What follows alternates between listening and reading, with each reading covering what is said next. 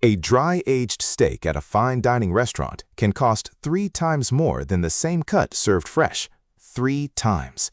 And when you find out why, you might be a little unsettled, because the entire process is essentially controlled decay. But stay with me, because by the end of this video, you'll know exactly how to replicate that outrageously expensive steakhouse experience in your own fridge at home for almost nothing. Welcome to the Meatz. Today, we're going deep on dry aging, what's actually happening inside that meat, why it creates flavors that fresh steak simply cannot touch, and the step-by-step method to do it yourself with just a wire rack and your refrigerator. And I'm going to share the one mistake that ruins home dry aging that almost nobody talks about, so make sure you're watching until we get there.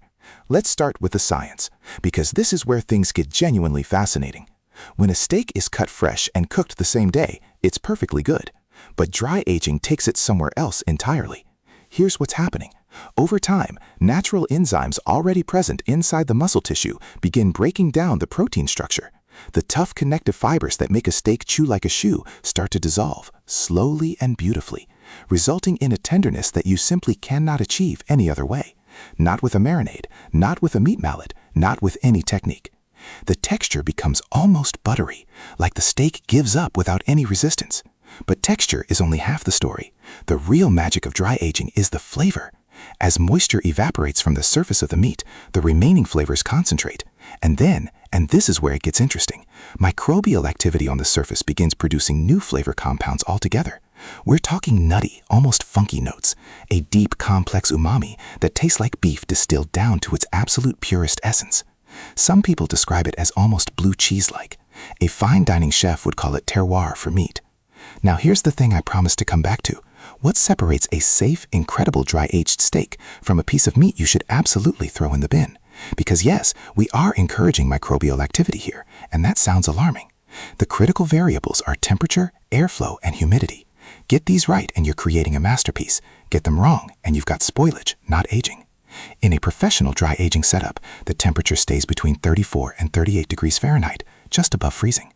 Airflow is constant, humidity is controlled, typically around 80 to 85%. That specific environment allows the right enzymatic activity without letting harmful bacteria take hold. So how do you recreate that at home? It's simpler than you think, and this is where the DIY method actually gets exciting. What you need is a dedicated mini fridge if you can swing it, or even a spare shelf in your main fridge that you can keep undisturbed. You'll need a wire cooling rack, a rimmed sheet pan, and a dedicated fan if you're using a regular fridge rather than one with a built-in convection fan. Some home dry agers also use a breathable dry aging bag, which is a specialty product designed to let moisture out while blocking contaminants. And for beginners, I genuinely recommend it because it removes most of the guesswork. Here's the setup. Start with a thick, well-marbled cut. A bone-in ribeye or a full strip loin is ideal. Marbling is non-negotiable here because fat is what carries and develops the most flavor during the aging process. A lean cut will just dry out. Place your meat on the wire rack over the sheet pan, unwrapped, in the coldest part of your fridge. Make sure nothing is touching it on any side. Airflow needs to reach every surface. Now, the open question I want you to think about. How long should you actually age it? Because this is where home dry agers get very different results, and the timeline matters enormously.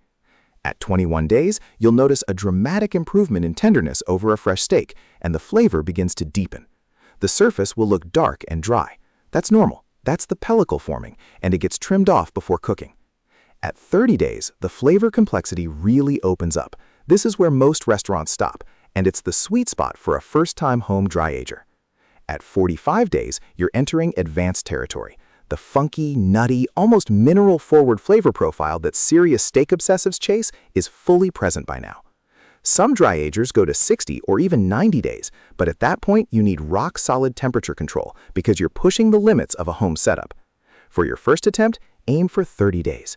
Check it every few days. A little white or light gray mold on the surface is completely normal and gets cut away. Green or black mold, or any truly foul smell rather than a deep, funky, complex one, that's the sign something went wrong, and you don't push through it. Now for the pro tip that separates a good dry-aged steak from a transcendent one. This is the butcher's secret. Trim aggressively before you cook. The outer layer of a dry-aged steak, called the crust or the pellicle, is tough, overly concentrated and not pleasant to eat. Don't be precious about it. Cut it away until you see the deep, burgundy, almost jewel-toned interior meat. Some home dry agers panic when they see how much they're trimming, but what remains is the gold, and that's what you paid, or in this case, didn't pay, for. For cooking, keep it simple. The flavor you've developed over 30 days is the star. A dry-aged ribeye wants nothing more than coarse salt, cracked black pepper, a screaming hot cast iron pan, and a generous knob of butter with some thyme and a smashed garlic clove. Sear it hard, 2 to 3 minutes per side for a crust that's nearly black at the edges and crackling with char. Then finish in a 400-degree oven if it's over 1.5 inches thick.